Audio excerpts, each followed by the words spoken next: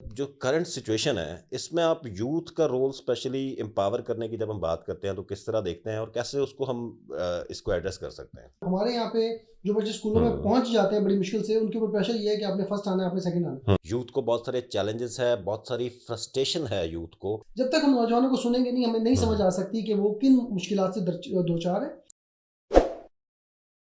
बिस्मिल्लाहिर्रहमानिर्रहीम, अस्सलाम वालेकुम नाज़रीन, मैं हूं Syed Kausar Abbas. Info news network के साथ एक बार फिर आपके सामने हाज़िर हैं। नाज़रीन, पाकिस्तान में जब इकोनॉमिक सिचुएशन को हम देख रहे हैं कि दिन ब दिन पाकिस्तान की इकोनॉमिक सिचुएशन जो है वो काफ़ी ख़राब हो रही है और क्राइसिस की तरफ पाकिस्तान जा रहा है। तो इसी सिचुएशन में एक जो सबसे मेजर कंपोनेंट है इस पॉपुलेशन का, वो है यूथ ऑफ पाकिस्तान। और यूथ ऑफ पाकिस्तान की जब हम बात करते हैं तो उसमें तकरीबन 60% से ज़ायद जो आबादी है पाकिस्तान की, वो इस वक्त यूथ पे मुश्तमिल है। यूथ को बहुत सारे चैलेंजेस है, बहुत सारी फ्रस्ट्रेशन है यूथ को, जिसकी वजह से ये जो करंट इकोनॉमिक सिचुएशन है वो यकीनी तौर पे बहुत ज़्यादा डैमेज कर रही है यूथ की जो एक्सपेक्टेशंस हैं और इस तरह की जितनी भी उनकी रिक्वायरमेंट्स हैं। इस हवाले से जो मुख्तलिफ सिविल सोसाइटी के इदारे भी काम कर रहे हैं, यूथ एम्पावरमेंट की बात हो रही है।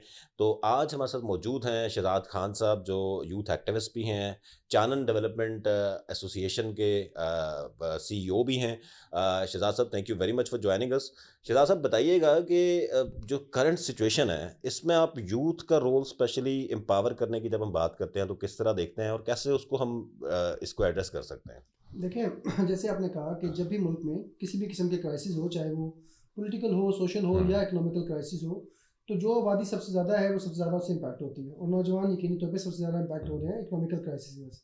इसका जो सबसे ज़्यादा इम्पैक्ट आता है बुनियादी तौर पे, हमें समझना है कि इसकी रूट कॉज़ क्या है।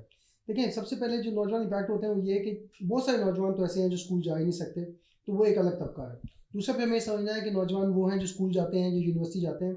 अब जो यूनिवर्सिटी जा रहा है पढ़ने के लिए बच्चा, या स्कूल कॉलेज तक जाता है, किसी तरीके से कहीं पे भी नौजवानों की कहीं पे गाइडेंस नहीं है कि उन्हें किस किस्म के सब्जेक्ट पढ़ने चाहिए। पहले नंबर पे अगर वो कोई भी सब्जेक्ट चूज़ कर लेते हैं और पढ़ाई भी शुरू कर देते हैं, हमारा जो करिकुलम है, हमारी जो पढ़ाई है, हमारा जो एजुकेशन सिस्टम है, वो इक्विप नहीं है आज के दौरे हाजिर के जो तकाजे हैं उसके मुताबिक उनको इक्विप नहीं करता, उनको तैयार नहीं करता। और इसीलिए बहुत सारे बच्चे डिग्रियां हासिल करने के बाद जब एक्चुअल प्रैक्टिकल फील्ड में आते हैं तो उनके पास स्किल सेट नहीं होती। वो स्किल सेट ना होने की वजह से जो दौरे हाजिर की रिक्वायरमेंट है, वो कहीं पे भी अपने आप को इकोनॉमिकली जो इकोनॉमिक सेक्टर है उसका हिस्सा नहीं बन सकते। हुँ। सेकेंडली, इकोनॉमिक एम्पावरमेंट के लिए इंपॉर्टेंट ये है कि नौजवान खुद से इनिशिएटिव्स लें, वो एंटरप्रेन्योरशिप की तरफ जाएँ, वो एक बिजनेस माइंडसेट की तरफ आएँ। हुँ। लेकिन सबके लिए ज़रूरी है कि वो उनको ये सिस्टम, हमारा एजुकेशन सिस्टम जो है, वो उनको ये बात समझाए कि उन्होंने बिजनेस इनिशिएटिव्स कैसे लेने हैं, या इकोनॉमी को अंडरस्टैंड कैसे करना है, या इवन जो फाइनेंशियल बेसिक हुँ। एलिमेंट्स हैं उसको समझना कैसे है। तो वो सिस्टम हमारा उन्हें इक्विप अच्छा नहीं शहजाद करता। साहब, आपने बड़ा एक इम्पोर्टेंट पॉइंट यहाँ पे रेज़ किया कि कुछ बहुत सारे बच्चे ऐसे हैं जो स्कूल नहीं जाते और जो करंट सिचुएशन है इकोनॉमिक, उस हवाले से देखा जाए जिस तरह इन्फ्लेशन बढ़ रही है, तो ड्रॉप आउट रेट भी यकीनन जो ब ब ज जिन बच्चों के पेरेंट्स जो हैं वो फ़ी सबमिट नहीं करवा सकते या कोई इस तरह की सपोर्ट नहीं ले सकते फाइनेंशियल, तो यकीनी तौर पे एक ड्रॉप आउट रेट भी इंक्रीज़ करेगा पाकिस्तान में। तो आपके ख़्याल से इस सिचुएशन को टैकल करने के लिए स्टेट की रिस्पॉन्सिबिलिटी तो है, लेकिन सिविल सोसाइटी की रिस्पॉन्सिबिलिटी क्या इस सारे हवाले से बनती है? देखिए, ये सब स्ट्रक्चरल इश्यूज़ हैं। हुँ। स्ट्रक्चरल इश्यूज़ जो हैं वो किसी भी माशरे के अंदर कोई सिविल सोसाइटी या कोई हुँ। इंडिविजुअल जो है उसको रिज़ॉल्व नहीं कर सकते। सिविल सोसाइटी की ज़िम्मेदारी ये बनती है कि वो 2 जो हुँ। स्टेक होल्डर्स हैं, एक बेनिफिशियरीज़ हैं जो नौजवान हैं, जो हुँ। कम्युनिटीज़ हैं, जो ख़वातीन, मर्द हैं या बच्चे हैं, एक उनके साथ उनकी इश्यूज़ को अंडरस्टैंड करे, उनकी जो ज़रूरियात हैं उसको हुँ। उसको इरादा करे। और दूसरे नंबर पे जो ड्यूटी बेयरर्स हैं, जिनकी ज़िम्मेदारी है कि वो इन तमाम सर्विसेज़ को इंश्योर करें, उनको ये बात बावर करवाएँ कि हुँ। उनकी ज़रूरियात क्या हैं और कैसे उन ज़रूरियात को पूरा करना है। तो सिविल सोसाइटी का किरदार एडवोकेसी में हो सकता है, उनका किरदार हुँ। ब्रिज करने का हो सकता है। और जहाँ कहीं पे अगर गवर्नमेंट की एक्सेस नहीं होती, तो वहाँ पे कुछ फिलैंथ्रोपिक एक्टिविटीज़ करके कुछ हुँ। स्कूल जो है एस्टैब्लिश किए जा सकते हैं। लेकिन ये चीज़ अंडरस्टैंड करने के स्ट्रक्चरल इश्यूज़ हैं। स्ट्रक्चरल इश्यूज़ के लिए ज़रूरी है कि जो भी हुँ। इदारे, चाहे वो गवर्नमेंट के हों या जो कम्युनिटी लेवल के ऊपर इदारे होते हैं, जो भी इदारे हैं वो अपनी ज़िम्मेदारियों का हुँ। एहसास करते हुए पहले इस बात को समझें कि इशू क्या आ रहा है। इशू आ रहा है हमारे सिलेबस के अंदर, हमारे एजुकेशन सेक्टर के अंदर। और दूसरा इशू ये है कि बहुत सारे लोग जो फीस अफोर्ड नहीं कर सकते, हुँ। प्राइवेट इंस्टीट्यूशन में जाने के लिए, और गवर्नमेंट इंस्टीट्यूशन जो है उसमें वो इसलिए बच्चों को नहीं भेजते कि यार इनका पढ़ाई का लेवल जो है वो ठीक नहीं है। हुँ।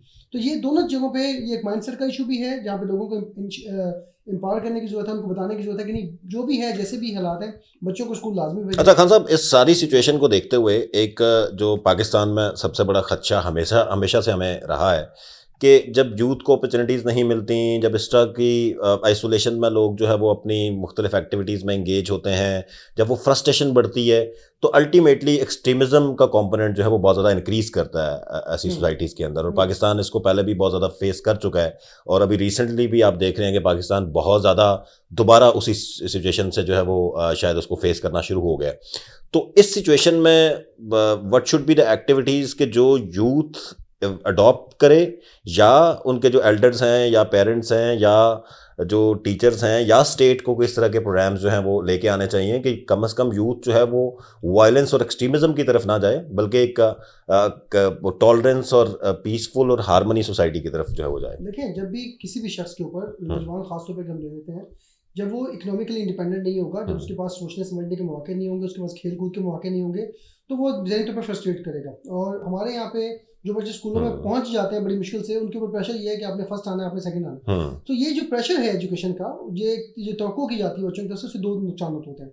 बच्चे मेंटली फ्रस्ट्रेट होते हैं, तो बहुत सारे बच्चे जो हैं खुदकुशी की तरफ चले जाते हैं कि जी हम्म वो अपने माँ बाप की तवक्कुआत को पूरा नहीं कर पा रहे, सोसाइटी की तवक्कुआत को पूरा नहीं कर पा रहे। तो एक तो उस एलिमेंट को हमें कम करना है, डिप्रेशन बच्चों को कम करना है, उनको फ्री हैंड देना है कि भाई ठीक है, जो भी पढ़ाई तुम कर रहे हो उसको जैसे भी कर रहे हो, हम्म कम से कम जिंदगी को एंजॉय जरूर करो। सेकेंडली हमें जो चीज़ समझनी है वो ये कि जब लोगों के पास करने कराने के लिए कुछ नहीं है, हम्म मेरे पास करने कराने के लिए कुछ नहीं है, मैं नौजवान हूँ, मेरी उम्र ऐसी है, मेरी रिक्वायरमेंट्स हैं, मेरे खानदान की मुझसे एक्सपेक्टेशंस हैं, मुझे कोई भी मौका मिलेगा जहाँ पे मुझे रिकग्निशन मिलेगी, हम्म जहाँ पे मुझे जो है वो थोड़े बहुत पैसे मिलेंगे, जहाँ पे मुझे अपॉर्चुनिटी मिलेगी, मैं वो काम करूँगा। हम्म इसलिए बहुत सारे नौजवान ऐसे इदारे या ऐसी इंस्टीट्यूशन जो एक्सप्लॉइट करती हैं सिचुएशन को नौजवानों की, हम्म वो उनको रिक्रूट कर लेती हैं, उनको रिकग्निशन भी वहाँ पे मिल जाती है थोड़ी बहुत, उनको लगता है कि हाँ चलो मेरी ज़िंदगी, हम्म इस ज़िंदगी में तो मैं कोई काम नहीं कर सका, अगले जहान में शायद मुझे जन्नत मिल जाए। तो वो यही ख्वाब देखते हुए जो है वो इस तरह के हम्म वायलेंट एलिमेंट्स को ज्वाइन कर लेते हैं, जो कि बहुत ही खतरनाक होते हैं सोसाइटी के लिए। इसके लिए क्या किया जा सकता है? दो तीन काम है जो किए जा सकते हैं। सबसे पहले तो स्टेट की जिम्मेदारी बनती है कि जहाँ पे वो नौजवानों के लिए इनिशिएटिव्स दें, मिसाल के तौर पर लोन, बिजनेस लोन्स हैं जो दिए जा सकते हैं नौजवानों को, उनकी शराइ जो है मजीद कम की जा सकती है। खासतौर पर ऐसे नौजवान जो ज़्यादा प्रोन है इस तरह की एक्सट्रीमिस्ट एक्टिविटीज़ के लिए, उनको ज़्यादा मदद रखते हैं, टारगेटेड प्रोग्राम्स किए जाए। सेकंड नंबर पे जो वालिदैन हैं, घर वाले हैं और मुआशरे के जो लोग हैं, हम सब की जिम्मेदारी बनती है कि बच्चों के ऊपर इतना प्रेशर ना डालें। उनकी ज़िंदगी है, पहले तो हमने उन्हें पढ़ाया नहीं, उन्हें समझाया नहीं, उन्हें फ्यूचर हमने दिखाया नहीं। अब वो जो ज़िंदगी गुजार रहे हैं, कम से कम उसमें उन्हें फैसिलिटेट करें। हाँ ठीक है, फेलियर्स होते हैं, हम सबके फेलियर्स होते हैं, हम सब अपनी ज़िंदगी में कहीं ना कहीं फेल होते हैं। अगर कोई फेल होता है तो उसको इंकरेज करें एज सोसाइटी कि चले कोई बात नहीं, एक चीज़ में फेल हुआ तो दूसरा काम कर लें, ज़िंदगी तो ख़त्म नहीं हो जाती। और तीसरे नंबर पर ज़रूरी है कि लोगों को, बच्चों को खास तौर के ऊपर उनको अपनी मर्जी से चीज़ें करने की आज़ादी दी जाए। हमारे यहाँ जो एक पूरा कल्चर है जिसमें नौजवानों को घर में बात नहीं करने दी जाती, बाहर बात नहीं करने दी जाती। जब तक हम नौजवानों को सुनेंगे नहीं, वो घर के अंदर सुनना हो, वो कम्युनिटी के अंदर सुनना हो, या पॉलिसी साजी के लिए हुकूमती सतह के ऊपर सुनना हो, जब तक हम नौजवानों को सुनेंगे नहीं, हमें नहीं समझ आ सकती कि वो किन मुश्किलात से दो चार है और उसका हल वो क्या है। नौजवानों के पास उनकी मुश्किलात का तमाम का हल मौजूद है। हमारे लिए सिर्फ जिम्मेदारी ये है, खासतौर पर सिविल सोसाइटी ऑर्गेनाइजेशंस की, कि वो उन आवाज़ों को, उन इश्यूज़ को जो हल्का अहबाब है, जो बेसिकली इख्तियार रखता है, उस तक पहुंचा दे। और जो हुकूमती इदारे हैं, उनकी जिम्मेदारी बनती है कि उन उमंगों के मुताबिक नौजवानों की अपने प्रोग्राम को, अपनी पॉलिसी को मुरतब करें। तो यकीनी तौर पे पाकिस्तान के लिए बहुत सारी खुशहाली के मौके पैदा हो सकते हैं। जी, बहुत शुक्रिया जी। शहजाद खान साहब हमारे साथ बात कर रहे थे और हम यूथ के जो इश्यूज़ हैं उस पे डिस्कशन कर रहे थे, और स्पेशली यूथ को जो है वो बड़ी इंपॉर्टेंट बात इन्होंने की कि यूथ को एक मौका दिया जाए कि यूथ जो है वो पार्टिसिपेट करे और उनको भी बोलने का मौका दिया जाए, ताकि उनके इश्यूज़ को सुन के उनको जो है वो प्रॉपर तरीके से पॉलिसी मेकर्स जो है वो एड्रेस करें। मज़ीद इस तरह की डिस्कशंस के साथ आपके सामने हाजिर होंगे। देखते रहिए इन्फो न्यूज़ नेटवर्क।